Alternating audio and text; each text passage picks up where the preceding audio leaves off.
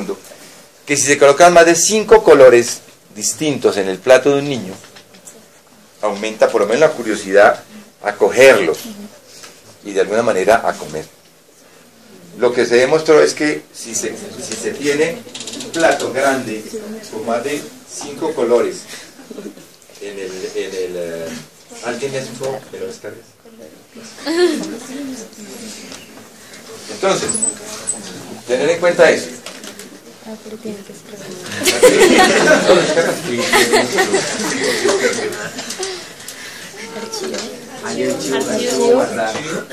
Doctor, Guardar como. es que hay una lectura donde decía que todas las medidas antropométricas hay que tomarlas por Eso es muy importante. Sí, o sea, hay una cosa que se llama el promedio. En general recomiendan 3 veces. ¿Sí?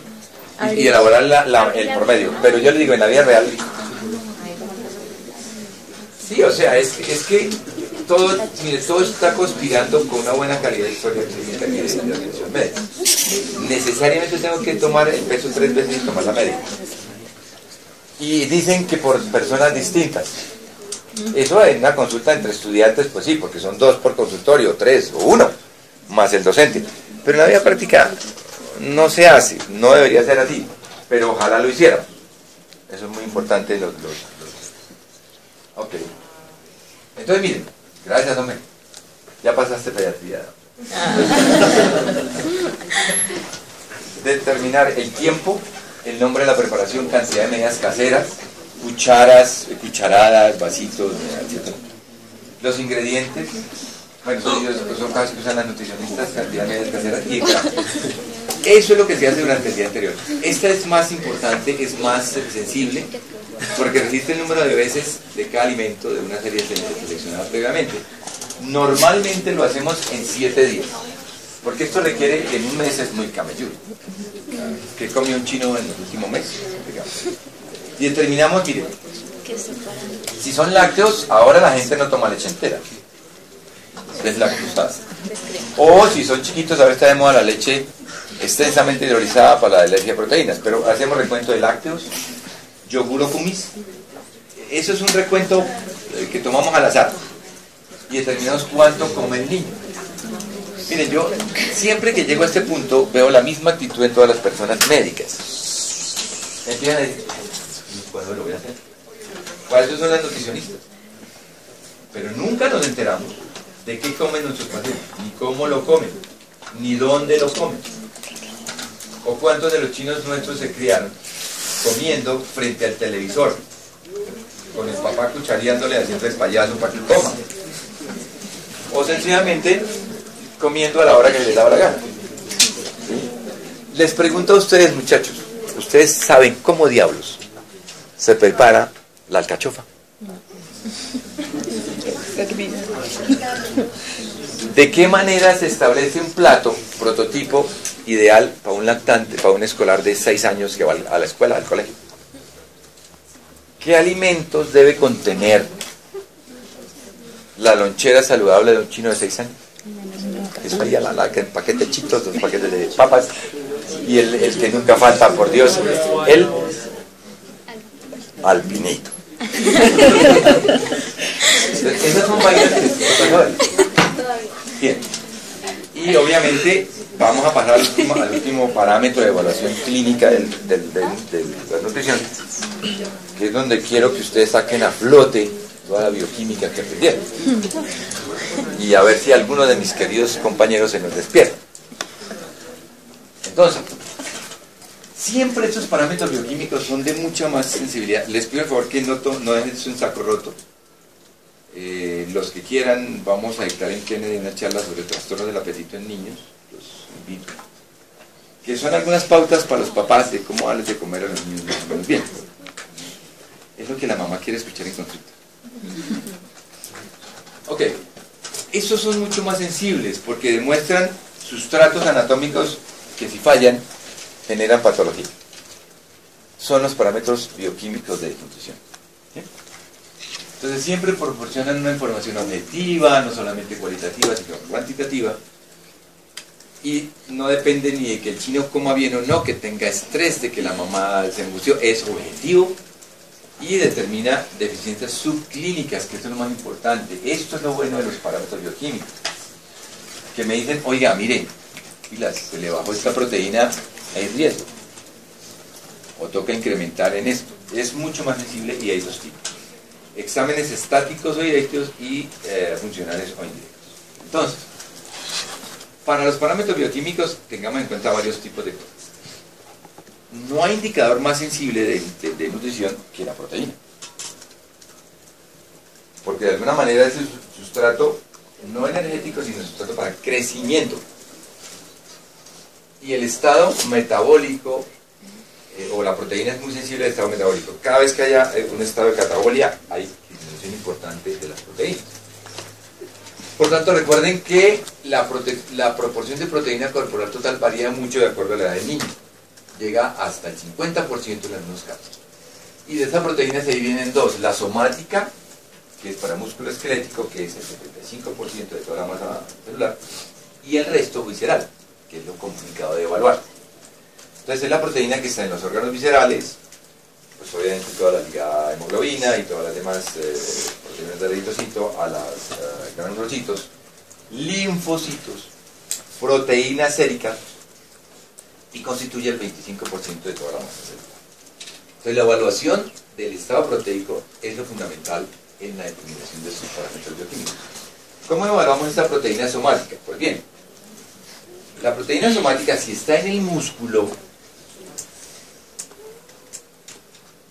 se va a evaluar como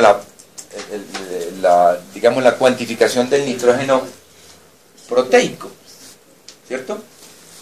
Y se determinará por estos parámetros indirectos, que es la excreción de creatinina e índice de creatinina versus talla. Eso es un parámetro muy sensible. ¿Por qué es tan sensible la excreción de creatinina en la evaluación del estado proteico nutricional del niño? ¿Qué tiene que ver la creatinina con los músculos? Dime. Claro. Producto de la catabolia. Y es muy sensible porque, de hecho, las tasas de filtración glomerular, las tasas de función renal están dadas con base en la filtración. Es supremamente sensible las tasas de catabolia con las tasas de excreción. Por tanto, por esa razón es un índice supremamente sensible. Y determina los grados de pérdida muscular. No es lo mismo decir, el chino llegó la semana pasada pesando 12 kilos y hoy me pesó 10.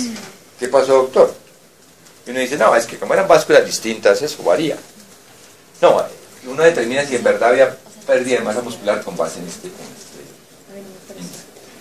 Monitoriza intervenciones a largo plazo, determina el estado nutricional cuando no se puede emplear antropometría, por ejemplo, pero no es útil en la diabetes tipo 1 porque está afectado por función renal. Tiene un inconveniente, que es incómodo, se toca tomar orina 24 horas. Entonces, pero si se quiere hacer adecuadamente, ese es un índice adecuado. Con base en eso uno hace la relación de creatinina versus talla, que hay unos parámetros que indican si hay emaciación, si hay pérdida de proteína a los grados que la tabla nos dice. El otro parámetro es la metilistina, que es un derivado del metabolismo también de las proteínas. Y básicamente se utiliza para monitorizar el efecto del soporte nutricional. Es para decir hasta qué punto el paciente está recuperando proteína cuando está, por ejemplo, en fase de hiperalimentación, alimentación parenteral, en fases de recuperación de cáncer, por ejemplo, estadios de catabolia aumentada. Y la elevación indica obviamente un catabolismo muscular importante. Y este es el balance nitrogenado total, que mide el cambio neto de la proteína corporal. El más utilizado es el índice de creatinina y creatinina talla. Para medir la proteína visceral, ahora, la que más se pierde en forma aguda es la proteína visceral, al revés de la grasa visceral, que es la blanca que queda ahí y no se elimina por mucho que uno haga. Entonces, esta sí se elimina o varía rápidamente, y es determinar la proteína total. Entonces aquí sí quiero saber qué tanta bioquímica saben ustedes. Sí. Las proteínas totales están fundamentalmente dadas por ¿cuáles? ¿Uno? globulina. O sea, La relación albúmina-globulina, globulinas, ¿cierto? Vamos a suponer que en un adulto sano como ustedes, de 23 años, ¿cuál es el nivel total de proteínas totales? Sin miedo, ustedes ya han visto adultos. Como lo que dice la diapositiva, 6 a 8. Entonces, son fáciles de medir, pero muy poco sensibles. ¿Por qué razón tendrá poca sensibilidad, por ejemplo, las proteínas albúminas o globulinas? Porque son poco sensibles para medir estadio o valoración nutricional. Porque se modifican en 3 días, no son en muy pocos días, ¿no? Depende. Yo no estoy hablando de albúminas, sino de cualquier animal. Las proteínas tienen muchas, digamos, dónde se fabrican, dónde se eliminan, depende de muchas cosas, de la patología de base, de la función hepática, de la función renal, de la fuente. Entonces, la determinación de las proteínas en total no son sensibles para medir nutrición, porque depende de muchos factores. Si el paciente tiene un problema renal, pueden o aumentar o disminuir. Si el paciente está en falla hepática, van a disminuir de una manera importante. Por esa razón, no son sensibles para medir nutrición. Ahora, se mantienen constantes durante un periodo de ingesta proteica bajas, es decir, hay un pool, hay una depósito